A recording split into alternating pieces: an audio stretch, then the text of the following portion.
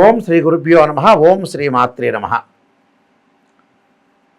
దేవగురువైన Brihaspati December 5వ తారీఖున సాయంత్రం 5:20 కర్కాటక రాశి నుంచి మిథున రాశిలో సంచారం చేస్తాడు. అంటే మిథున రాశిలోకి గురువు ప్రవేశం అనేది కలుగుతుంది. డిసెంబర్ 5వ తారీఖు నుంచి గురువు పునరుసు నక్షత్రంలో మిథున రాశిలో వక్రస్థితిలో ఉంటాడు. ఈ వక్రస్థితిలో ఉన్న దేవగురువైన బృహస్పతి మార్చి 11వ తారీఖు ఉదయం 6:05 వరకు ఉంటాడు. అంటే రమారమి 95 రోజుల పాటు దేవగురువైన బృహస్పతి మిథున రాశిలో వక్రస్థితిలో పునరుసు నక్షత్రంలో ఉంటాడు. ఈ నక్షత్రంలో ఉండటం వల్ల పునరుసు నక్షత్రానికి అధిపతి కూడా గురువే. ఆ గురువు బుధుడి యొక్క క్షేత్రంలో గురువు యొక్క నక్షత్రంలో మిథున రాశిలో గురువు యొక్క సంచారం అది వక్రస్థితిలో ఉండటం వల్ల ఎలాంటి ఫలితాలు కలుగుతాయో మనం ఒకసారి ద్వాదశ రాశుల వాళ్ళందరికీ కూడా ఏ విధమైన ఫలితాలు కలుగుతాయో తెలుసుకుందాం. గురువు ధనకారకుడు, సంతానకారకుడు, ద్వితీయ భావాధిపతి అలానే పంచమ భావాధిపతి, లాభ భాగ్యాధిపతులైన గురువు మరి వక్రస్థితిలో ఉండగా ఏ విధంగా ఉండబోతుంది. సహజంగా చాలామంది కూడా వక్రస్థితి అంటే ఏమిటి అని అంటే అంతరిక్షంలో 2 గ్రహాలు ముందుకు వెళుతూ ఉండగా ఒక గ్రహము 80 వేగంతో వెళుతూ ఉండగా స్పీడ్లో వెళ్తుండగా 80 స్పీడ్లో వెళ్తుండగా ఇంకొకటి 80 రెండోది కూడా 80 స్పీడ్లో ఉండగా ఒకటి 60 కిలోమీటర్ల వేగంతో అంటే 60 స్పీడు అనేది వెనక్కి తగ్గుతూ ఉంటుంది. అంటే ఒక గ్రహం అనేది ముందుకు వెళుతూ ఉండగా ఇంకో గ్రహం దాని యొక్క వేగం తగ్గితే ఆ గ్రహం మనకి కిందకున్న వాళ్ళు అంటే భూమి మీద ఉన్న వాళ్ళకి ఆ గ్రహం అనేది వెనక్కి వెళుతుందని అర్థం. వాస్తవంగా అది వెనక్కి వెళుతున్నట్టు అని అర్థం కాదు. నిజం చెప్పాలంటే దాని యొక్క వేగం తగ్గింది అని అర్థం.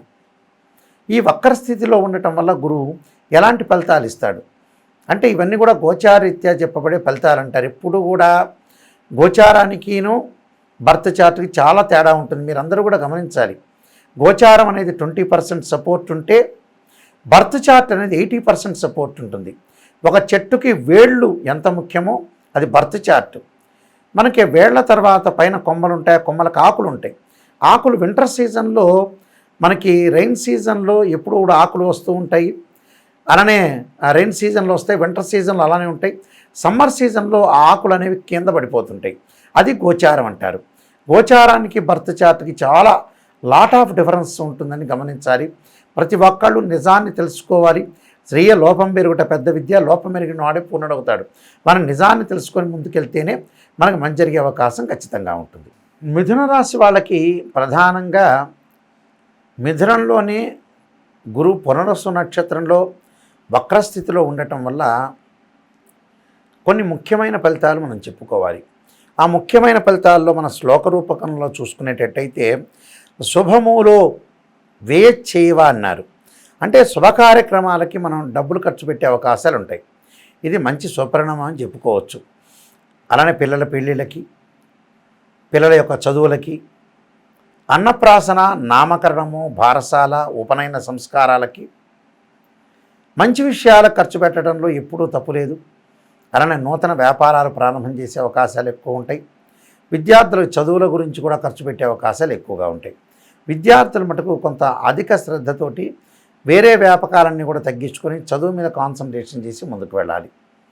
శుభకార్యక్రమాల ఖర్చు అవుతుందని మీరు ఆందోళన చెందాల్సిన పని లేదు. ఈ మధ్యకాలంలో చాలామంది కూడా డబ్బు ఎక్కడ ఖర్చు పెట్టాలో తెలియకుండా ఒక మ్యారేజ్ బ్యూరోకి కానీ, ఒక పిల్లల పెళ్ళిళ్ళకి కానీ, చదువులకు కానీ, డాక్టర్ గారి దగ్గరికి వెళ్ళాలన్నా, ఒక ఆస్ట్రాలజర్ దగ్గరికి వెళ్ళాలన్నా ఆలోచన చేస్తున్నారు.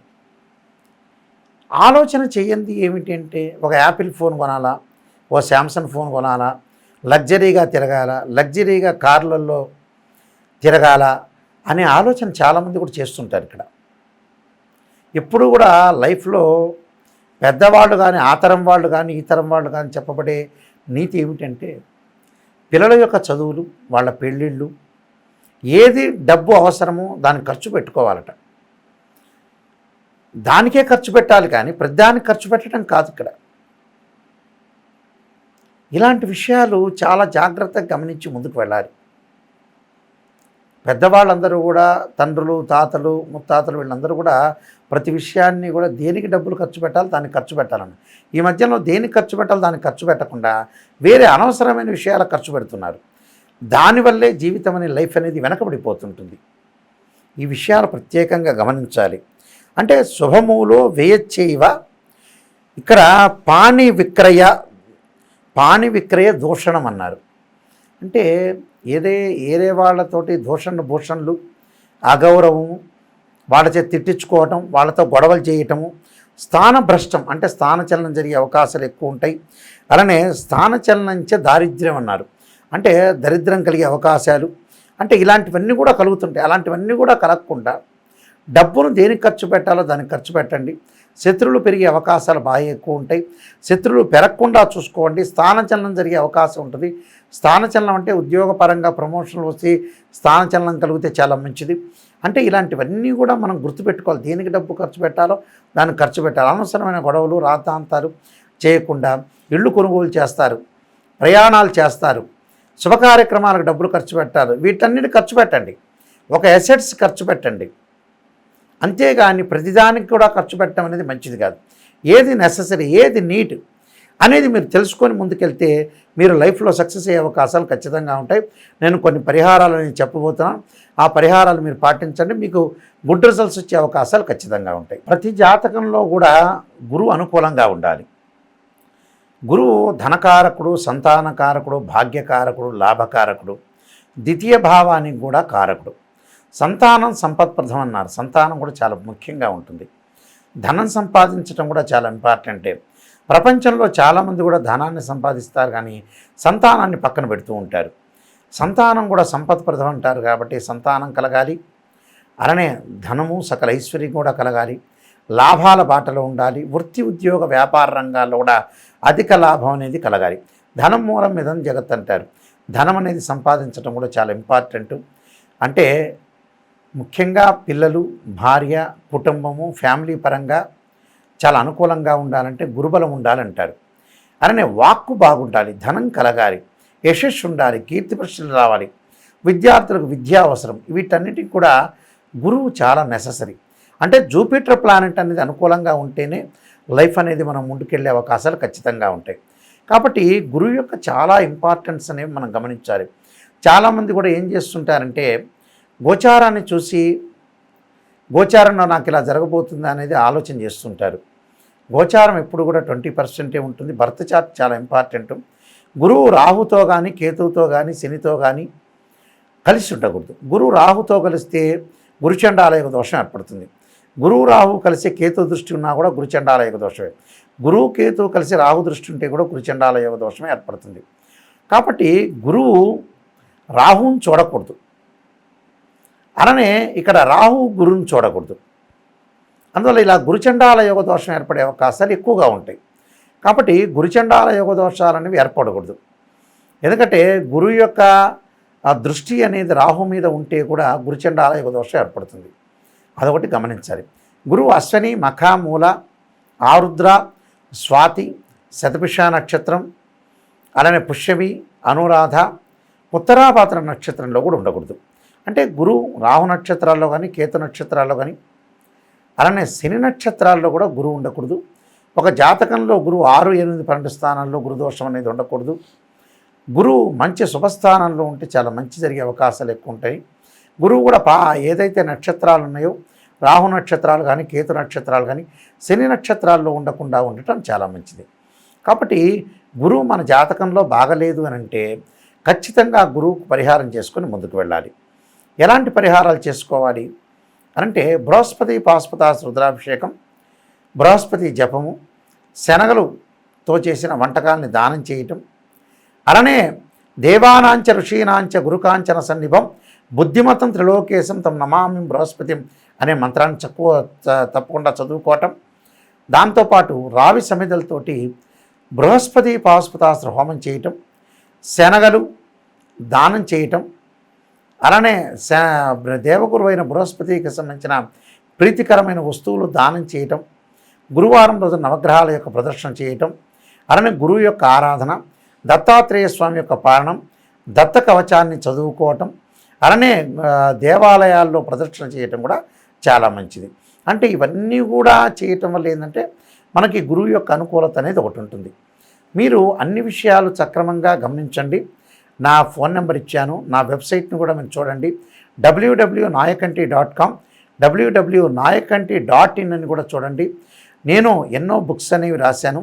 దానిలో మోహన్ పబ్లికేషన్ వాళ్ళ దగ్గర కాలసర్పయోగ చంద్రిక, కాలసర్పయోగము, రాహుకేతులు, ఛాయాగ్రహాలు, వివాహ మార్తాండము, జాతక చంద్రిక, పుత్రగణపతి వ్రతము, అలానే సర్వదేవతా గోత్రులు పార్ట్ 1, పార్ట్ 2, స్వప్నశాస్త్ర ఫలదీపిక, ఇలాంటివి, అలానే బృహత్ పరిహార సింధు అనే పుస్తకము, అలానే నవగ్రహాలకు ఎలాంటి పారాయణం చేయాలని కూడా నేను రాశాను. ఈ పుస్తకాలన్నీ కూడా మా దగ్గర లభ్యమవుతాయి. అలానే మోహన్ పబ్లికేషన్ కోటగుమ్మం రాజమండ్రి వాళ్ళ దగ్గర కూడా ఈ పుస్తకాలన్నీ కూడా అవైలబిలిటీ ఉంటాయి. జాతకాన్ని తెలుసుకునే వాళ్ళు ఎప్పుడూ కూడా జీవితంలో మీరు ఒక క్లారిటీ తెలుసుకోండి. పదే పదే నేను రిపీట్గా చెబుతున్నాను సీరియస్గా. బర్త్ చార్ట్ చాలా ముఖ్యము. ఏ జ్యోతిష్యుడైనా కూడా మ్యాథమెటికల్ క్యాలిక్యులేషన్ వేసి జాతకాన్ని D16 చార్ట్స్ ఉంటాయి. అంటే రాశిచక్రము, భావచక్రము, నవాంశం వల్ల వివాహం తెలుస్తుంది. రాశిచక్రము, భావచక్రము, సప్తమాంశం వల్ల సంతానం తెలుస్తుంది. రాశిచక్రము, భావచక్రము, దశమాంశం వల్ల వాళ్ళ యొక్క వృత్తిపరమైన విషయాలు తెలుస్తాయి. అంటే ప్రతిదీ కూడా D16 చార్ట్స్ అనేవి చూడాలి. దశలు, అంతర్దశలు చూడాలి. ఏ లగ్నానికి ఏ దశలు యోగిస్తాయి, యోగించవు, ఎలాంటి యోగాలు ఉన్నాయి అనేది చూడాలి.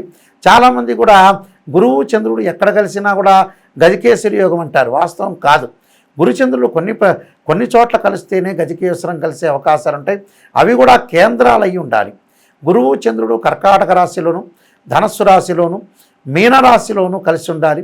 కలిసి ఉంటేనే మనకి గజకేసరి యోగం అంటారు. అంటే గురువుతోటి కొన్ని యోగాలు ఏర్పడుతుంటాయి. ఆ యోగాల్లో గజకేసరి యోగం అని చాలా ప్రాముఖ్యత ఉంటుంది. అవి కూడా కేంద్రాలు కావాలి. కేంద్రాలు అయితే ఫలిస్తాయి. అవి కూడా పాపగ్రహాల యొక్క వీక్షణ ఉండకూడదు, పాపగ్రహాలతో కంజంక్షన్ కాకూడదు. ఇవన్నీ కూడా గుర్తుపెట్టుకొని ఏ డౌట్లు వచ్చినా నా నెంబర్కి ఫోన్ చేయొచ్చు, కాంటాక్ట్ చేయొచ్చు. ఎవరైనా సరే నా దగ్గర ఫోన్ చేసేవాళ్ళు నిజాన్ని తెలుసుకోవడానికి మాత్రమే ఫోన్ చేయండి. అసత్యం అనేది ఎప్పుడూ కూడా మనం మోసం చేసుకున్నట్టు అవుతాం. చాలామంది కూడా జ్యోతిష్యులు ఏం చెబుతున్నారంటే వాళ్ళు వచ్చారు కదా అని కన్సల్టింగ్ ఫీజు ఇచ్చారు కానీ పొగిడే వాళ్ళు చాలామంది ఉన్నారు. పొగట్టం వల్ల వాళ్ళ కన్సల్టింగ్ ఫీజు వస్తుంది కానీ మీకు నష్టం జరిగే అవకాశం ఖచ్చితంగా ఉంటుంది. ఎందుకంటే మేము తరతరాలుగా చెప్పే వ్యక్తులం. మా గ్రాండ్ ఫాదరు వీళ్ళందరూ కూడా, మా ఫాదర్ కూడా ఇంటర్నేషనల్ మెంబర్ యాక్చువల్గా శ్రీశైలంలో ప్రధాన పురోహితులుగా పనిచేశారు. అయితే మీరు అన్ని విషయాలు కూడా తెలుసుకోండి. ఎందుకంటే నేను MSc PhD, MA astrology, MA English, MA Telugu, PG diploma in జ్యోతిర్వాస్తు అనేది చేశాను. నేను ఒక ఇంటర్నేషనల్ మెంబర్ని. చాలా సంవత్సరాల నుంచి కూడా నేను ఒక రికగ్నైజ్డ్ ఆస్ట్రాలజర్ కాబట్టి మీరు తప్పకుండా నిజాన్ని తెలుసుకునే వాళ్ళు మాత్రమే నా దగ్గర ఖచ్చితంగా ఫోన్ చేయండి. నిజాన్ని తెలుసుకోండి. నేను చెప్పేటప్పుడు కూడా, నేను ఫోన్లో చెప్పేటప్పుడు కూడా వాయిస్ రికార్డింగ్ చేసుకోండి. పర్సనల్గా కన్సల్ట్ చేయాలంటే మీరు జూబ్లీ హిల్స్ కానీ వనస్థలీపురంలో కానీ మీరు కన్సల్ట్ చేయొచ్చు. తప్పకుండా కన్సల్ట్ చేసి నిజాన్ని తెలుసుకోండి. మీరు మంచి భవిష్యత్తు ఏర్పరచుకోవాలంటే నిజానంగా ప్రత్యేకంగా నన్ను కన్సల్ట్ చేయటం కానీ, లేకపోతే నా ఫోన్ కాల్లో మీరు సంప్రదించడం కానీ, నా వెబ్సైట్ చూడటం కానీ, నాయకంటి మల్లికార్జున శర్మ బుక్స్ అని కొడితే కూడా నేను రాసిన బుక్స్ కూడా వస్తుంటాయి. ఇవన్నీ కూడా మీరు చూడండి. చూసి నాకు మీరు ఏదైనా డౌట్లు ఉన్నా కూడా జాతకపరంగా మీరు అపాయింట్మెంట్ తీసుకోవాలన్నా నా నెంబర్కి మీరు ఫోన్ చేసి తెలుసుకోండి. మీ అందరికీ కూడా మంచి జరగాలని ఆశిస్తూ సర్వే జనా సుఖినో భవంతు.